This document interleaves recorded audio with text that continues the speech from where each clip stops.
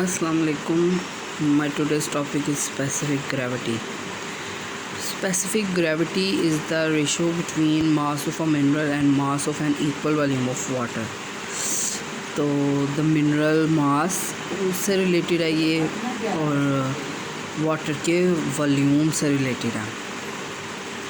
तो it is the most constant physical property and it can be measured accurately by dividing the weight of a mineral by weight of equal volume of water in air. So इसके lab test भी हैं, field work test भी हैं. तो अगर हम lab work देखें और फील्ड वर्क से रिलेटेड कोई, लेट्स सपोज हम गलीना लेते हैं. Galena it's a great mineral.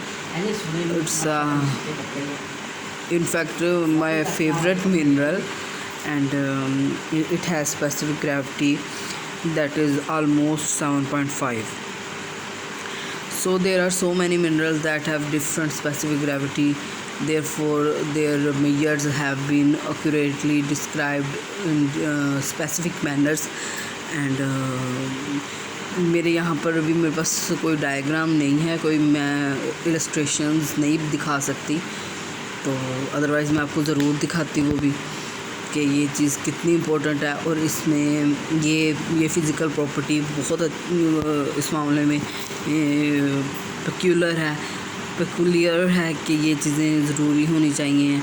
इनके बगैर हम proper mineral identification, proper rock physical properties हम नहीं मेजर कर सकते. तो मैंने यहाँ आपको गलीना का बताया. अच्छा, मैंने एक लफ्ज़ बोला था pyrite, pyrite. It's a pyrite, not pyrite. और मेरे लास्ट वीडियोस में आप देखिएगा गलती से मेरे से निकल गया मुँह से. It's a pyrite. और ये चाको पायराइट भी होती है, डिफरेंट किस्म के पायराइट. इसमें मतलब जो मिनरल कंटेंट आते हैं तो हम उससे रिलेटेड इसको नेम दे देते हैं. तो पायराइट का जो है ग्रेविटी, स्पेसिफिक ग्रेविटी है 5 है. और इसके अलावा आपको इसमें मैं क्या बता सकती हूँ. मिनरल से रिलेटेड ये प्रॉपर्टी है. अगर कोई रॉक यूनिट हमें फील्ड में मिलता है, हमें उसका पता चल जाता है ये कैल्साइट का है या मैग्नीशियम कार्बोनेट है, तो डोलोमाइट है, ये कौन सा मिनरल है. इसमें जो मिनरल हो उसकी स्पेसिफिक ग्रेविटी हम इजीली मेजर कर सकते हैं. हम कैसे मेजर कर सकते हैं? उसके मास को और उतने ही इक्वल वॉल्यूम ऑफ वाटर को लेकर उसका हम रेशो ले लेते हैं. आई मीन टू से डिवीज़न कर लेते हैं. तो जो हमें तनासब मिलेगा वो उसकी स्पेसिफिक ग्रेविटी हो जाएगी. और ये हम क्यों मेजर करते हैं, इससे रिलेटेड हमें क्यों ये हमें ज़रूरी है, तो हमें इसमें इसकी आइडेंटिफिकेशन में आसानी हो जाती है.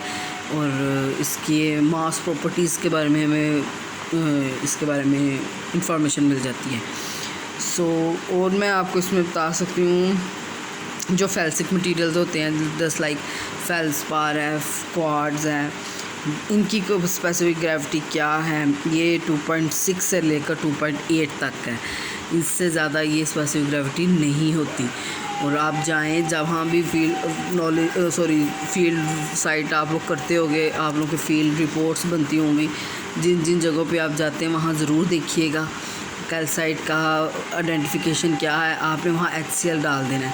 अगर तो वो भुरभुरी सी शक्ल में वो मटेरियल मतलब बबल्स बनाना शुरू हो जाता है, इट मीन्स वो कैल्साइट है.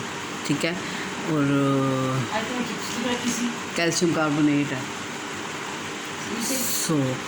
ये मोस्ट डायग्नोस्टिक प्रॉपर्टी होती है, मोस्ट डायग्नोस्टिक मिनरल आइडेंटिफिकेशन है कि आप वाटर ड्रॉपलेट से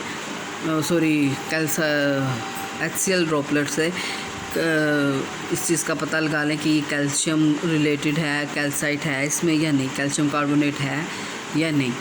तो ये जब वो वहाँ पर होगा तो आप लोगों को आसानी से पता चल जाएगा कि ये 2.6 से रिलेटेड 2.8 तक इसकी स्पेसिफिक ग्रेविटी है। अगर मेरी इस बात पर आपको यकीन ना हो तो आप खुद से एक्सपेरिमेंट कर लें, वो लेकर उसका मास निकाल लें। रॉक से अच्छा मिनरल निकालना आसान है। आप किसी भी लेबॉरेटरी चले जाएं, मैं गई, मुझे याद नहीं है अब एग्जैक्ट क्या यूनिवर्सिटी नेम थी, बट मुझे इतना याद है कि वहाँ स्लाइड्स बनती थी। मैं 2-3 जगहों पे गई हुई हूँ, तो मैं नाम, मेरा दिल नहीं है लेने को, वरना अगर किसी को मसला ज़्यादा हुआ तो मुझे कमेंट में पूछ लें, मुझसे इनबॉक्स में पूछ लें, ठीक है, मैं आपको वहाँ बता दूँगी। तो मैंने खुद वहाँ पे स्लाइड्स प्रिपेयर होती देखी हैं रॉक्स की, उनकी चिप्स कैसे बनती हैं और वो फिर कैसे बाकायदा मिनरल की एक्सट्रूजन हो जाती है। मैं सिर्फ एक मिनरल निकाल कर उसको फिर फर्दर हम लैब टेस्टिंग करते हैं। तो मिनरल की आइडेंटिफिकेशन हो गई, उसको एक्सट्रूड कर लिया, मतलब उसको निकाल लिया बाकी रॉक से, फिर इसकी स्पेसिफिक ग्रेविटी हम निकाल सकते हैं। थैंक यू सो मच, अपना ख्याल रखिएगा, अल्लाह हाफ़िज़।